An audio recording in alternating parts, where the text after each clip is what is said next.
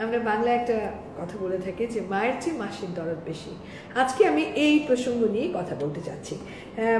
উদাহরণ দিয়ে কথা বলি, অনেক আছে আসলে, অনেস্টলি অনেক উদাহরণ আছে। আপনারা আমার কথার পরপরই নিজেরাও খুঁজে দেখবেন, আশেপাশে অনেকগুলো এরকম পাবেন।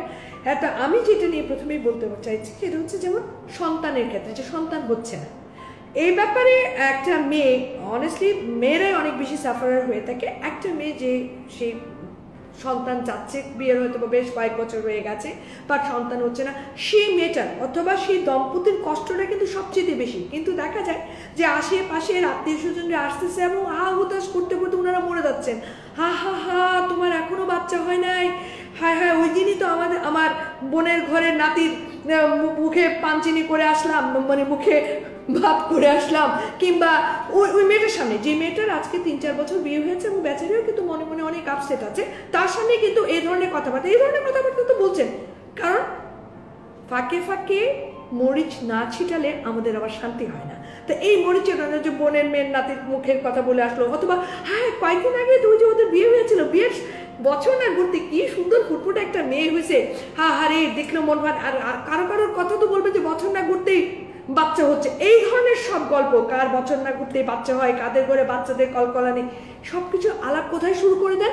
সবকিছু শুরু করে দেন সেই মেয়েটার সামনে। এবং এটার ফাঁকে ফাঁকে, এটা তো গায়ে মরিচ লাগাচ্ছেন, তার ফাঁকে ফাঁকে আবার আচ্ছা তোমরা কি কোনো ডাক্তার দেখাও না? তো তোমরা কেন? আমি তো একজন আমার পরিচিত কবিরাজের কাছে গিয়েছিল, সেখানে গিয়ে তো সেই 1 বছরের মাথায় তাদের 2টা জমজ বাচ্চা হয়ে গেছে, এরকম আলাপও শুরু করে দেয়। কিন্তু আপনি যদি জাস্ট ওদেরকে জিজ্ঞেস করেন যে হ্যাঁ আচ্ছা ঠিক আছে, ওই কবিরাজের ঠিকানাটা দিবেন কি, তখন বলবেন কি ও আচ্ছা ভালো কথা, ওই কবিরাজটা কিন্তু আসলে আমার বাসার ভাড়াটের কাছ থেকে ঠিকানাটা পাইছিলাম, এখন ভাড়াটের চলে গেছে, কোথেকে যে ঠিকানা। আমি তো আপনাকে চ্যালেঞ্জ করে বলতে পারি, এই ধরনের কথা যারা বলেন, যাদের অনেক বেশি হাউতাশ থাকে এবং অনেক রকম উদাহরণ দিতে থাকেন যে কিভাবে আপনি বাচ্চা পেয়ে যাবেন, কিন্তু একটা কথা ওনারা ভুলে যান যে আমি সবসময় একটা কথা বলে থাকি যে কিছু কিছু জিনিস আছে আমরা সম্পূর্ণরূপে আমাদের আল্লাহর উপর ছেড়ে দিতে হবে। তার মধ্যে এই সন্তানটা, যেমন জন্ম মৃত্যু বিয়ে, জন্মটাও কিন্তু আল্লাহর হাতে, ইটস এ মিরাকেল, কখন হবে আমরা নিজেরাও জানি না। কিন্তু দেখা যায় যে এই মাসিরা তথাকথিত, এছাড়াও আছে শ্বশুর বাড়ি হলে সেখানে দাদি হওয়া না হওয়ার কষ্ট, ফুপু না হওয়ার কষ্ট, কি বলে চাচা না হওয়ার কষ্ট, তো অনেক রকম, হায় হায় কি যে কষ্ট ওনাদের। কারো মুখে অনেক সময় দেখা যায় যে ভাত হজম হচ্ছে না, কিন্তু ওনারা একবারও ভেবে দেখেন না যে যার সামনে এগুলো বলছেন বা যে দম্পতির সামনে বলছেন, তারা কিন্তু বাবা এবং মা ডাকটা শোনার কষ্টে তারাও কিন্তু সাফার করছে, কিন্তু ওই জিনিসটা মাথায় নেই। সবাই হায় হায় হু হু করে শেষ হয়ে যাচ্ছে। ওয়ারেস তারা কিন্তু এদেরকে কি করা উচিত? ওনাদের উচিত এই দম্পতিকে বলা যে অসুবিধা নেই, আল্লাহ তাআলা যখন দিবেন তখন। একটা উদাহরণ দিতে পারেন, এই যে তথাকথিত আত্মীয় স্বজন যারা এসে বছর না ঘুরতে বাচ্চা হওয়ার খবর আনেন, তারা কিন্তু এটাও বলতে পারেন যে হ্যাঁ 10 বছর বাচ্চা হয় নাই, কিন্তু মাশাআল্লাহ পরপর 3 বছরে 3টা বাচ্চা হয়েছে আমাদেরই পরিচিত একজনের। অথবা বিয়ের 20 বছর পরে পালক সন্তান নেওয়ার পর 1 বছরের মাথায় নিজেদের বাচ্চা হয়ে গেছে। এই ধরনের মানসিক সাপোর্ট, এবং সন্তানই সব নয়, সন্তানের বাইরেও মানুষের অনেক কিছু করার আছে, সেসব দিকে দৃষ্টি দেওয়ার ব্যাপারে সেটা নিয়ে আলাপ করা। অর্থাৎ সন্তান সম্পর্কিত কোনো কিছু একান্তই যদি সাপোর্টিভ না হতে পারেন বললেন না, কিন্তু হায় হায় হয়ে করে চোখের পানি ঝরানো, প্লিজ এটা করবেন না। এটা করলে ওই মানুষগুলোর ভিতরে এমনিতে তো তারা কষ্টে আছে, তাই না, তার মধ্যে আবার আরো বেশি রক্তপাত ঘটানো আমি মনে করি একেবারেই উচিত নয়। এ ধরনের আরো উদাহরণ আছে যার কথা না বললেই নয়। যেমন চাকরি ক্ষেত্রে একটা মানুষ তার যোগ্যতা বলে তার প্রমোশন কিন্তু মাস্ট হয়েছিল, হচ্ছে না, তার জন্য কিন্তু সেই মানুষটার চাইতে বেশি কষ্ট কিন্তু কারো হয় না। কিন্তু দেখা যাচ্ছে যে তার আশেপাশে লোকজন তাকে ফোন করে পর্যন্ত রাতের বেলা ঘুম থেকে উঠে, কি রে তোদের নাকি রিসেন্টলি প্রমোশন হয়ে গেছে, তুই নাকি প্রমোশন পাস নাই, বা তোমাদের প্রমোশন হইলো কিন্তু এই তো তোমার চাইতে তো 2-4 ব্যাচ জুনিয়র অমুক ছিল, তারও তো প্রমোশন হয়ে গেল, কি ব্যাপার তোমার হলো না কেন? অর্থাৎ হ্যাঁ রে বড়ই দুঃখের কথা, যত রকমের কষ্ট আছে দুঃখ আছে তারা রাত্রের বেলা ফোন করে তার সাথে শেয়ার করতে বসে গেল, অথবা তার বাসায় চলে আসলেন।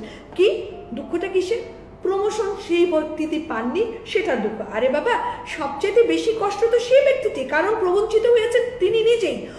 এখন ওই যে কষ্টটা, ওটা কি হচ্ছে, ওটা ওনার ভিতরে কিন্তু রক্তপাত হয়েই যাচ্ছে, তাই না?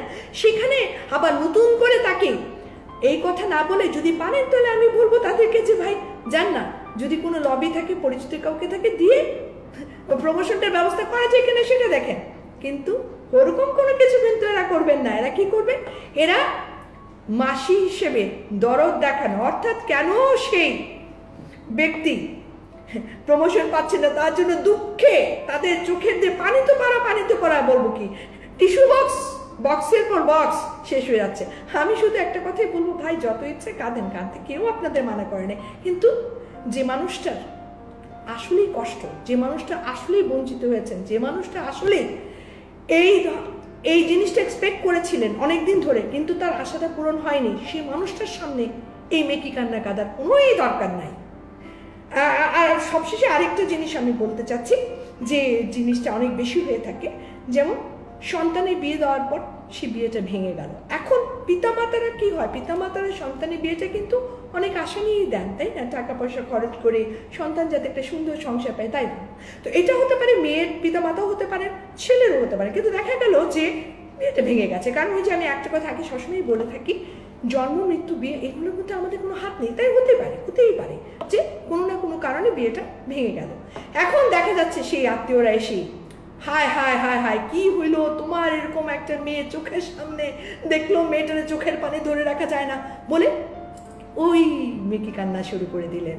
এবং শুধু মেয়ের কথা কেন, ছেলের ব্যাপারেও হতে পারে, হয়তো ছেলে বউ চলে গেছে সেই জন্য বলা শুরু করে দিলে, হ্যাঁ তোমার ছেলেকে দেখলে আমি অফিসে যেতে যাচ্ছে, কি শুকনা মুখটা দেখে বড় মায়া লাগলো, হায় হায় হায় আরে কি এমন ঘটনার।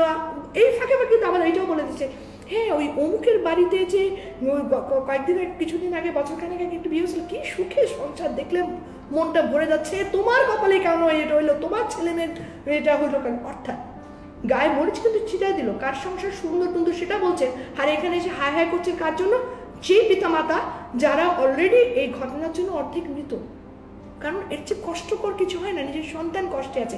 কারণ অবশ্যই আমি বলবো যে ডিভোর্স কখন হয় মানুষের, বা একটা এই মানুষ তো সবাই আমরা কি চাই, আমরা চাই সব কিছুকে মিলিয়ে চলা, কিন্তু যখন ফাটল ধরে যায় তখন একসময় কিন্তু ভেঙে পড়তে হয়। তো এই যে জিনিসটা যেটার উপর আমাদের হাত নেই, সেটা নিয়ে যখন কেউ মানে দুঃখ করতে মরে যাচ্ছে, কিন্তু দুঃখটা কিরকম দুঃখটা হচ্ছে ওই জোয়ান মেয়ে, আহারে দেখলে বড় কষ্ট লাগে, এই সময় তুমি কোথায় নাতির মুখ দেখতে, তা না মেয়েটা ঘরে আবার ফিরে চলে আসছে, অথবা আহারে ছেলেটার জন্য হা হা হা তোমার জন্য খুব কষ্ট হয়, তোমার ছেলেটা বুঝি কি যে কপাল নিয়ে আসছিল। আরে বুঝি বা কি যে কপাল নিয়ে আসছিল কাকে বলেন ভাই? বললেন না এসব কথা, তার চেয়ে বরং সাহস দেন, তার চেয়ে বরং বলেন। আমি এই ধরনের কথাবার্তা, এই যে মাসি তথাকথিত মাসি সম্পর্কিত লোকদেরকে বলবো যে ভাই এটা ঠিক না, তার চেয়ে বরং সাহস দেন, বলেন যে ঠিক আছে জীবনে এরকম আপস অ্যান্ড ডাউনস হতেই পারে। এখন প্রতিদিন যদি তাদের মধ্যে যে সম্পর্ক অবস্থান হয়েছিল তাদের ঘরের মধ্যে যে নরকের সৃষ্টি হইতো, তার চাইতে তো ভালো আলহামদুলিল্লাহ আল্লাহ যা করেন নিশ্চয়ই আল্লাহ তাআলা এর চেয়ে সামনে ভালো কিছুর জন্যই করছেন। তার চেয়ে বরং তারা এগিয়ে যাক, সেটা ছেলে বা মেয়ের ক্ষেত্রে তারা ভালো থাকুক, এই দোয়াটাই করি। এই সাপোর্টটা দেন প্লিজ প্লিজ প্লিজ। মায়া কান্না কাঁদবেন না, আর যদি খুবই কাঁদতে ইচ্ছে করে দয়া করে নিজেদের বাড়িতে গিয়ে বালতি ভর্তি করে চোখের পানি ফেলেন, কিন্তু এদের সামনে নয়। আর একটা জিনিস সবসময় মনে রাখতে হবে যে সবচেয়ে বড় জিনিস যেটা, সেটা হচ্ছে আমাদের সবার উচিত কেউ যখন কোনো বিপদে পড়ে বা কোনো কষ্টে থাকে, সেই মানুষটা কিন্তু প্রকৃত কষ্টটা সাফার করছে। সুতরাং তাকে সেই সময় যদি তাকে আমরা সমবেদনা নাও দিতে পারি, অ্যাটলিস্ট কিছু না পারি, এখন সমবেদনা পারলাম না, দরকার সমবেদনাটা কি ধরনের সমবেদনা হায় হায় হায় নয়, সমবেদনা হচ্ছে সাহস দেওয়া।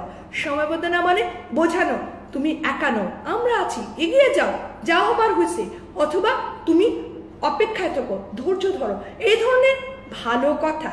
সমবেদনা মানে হায় হায় ছি কি লজ্জা কেন হইল না, এগুলো কিন্তু নয়। আজ আর নয়, সবাই ভালো থাকবেন, সুন্দর থাকবেন এবং সুস্থ থাকবেন। আর ওই একটা কথাই, সব সমস্যার সমাধান আমাদের দ্বারা করা মোটেও সম্ভব নয়, তাই কিছু সমস্যার সমাধান আমরা সম্পূর্ণভাবে আল্লাহর উপর ছেড়ে দেব, আর বাকিটুকুর জন্য উপরে আল্লাহ, আমি, আপনি, আমরা সবাই বের করবো সেই সমস্যার সমাধান। শুধু হাল ছেড়ো না বন্ধু।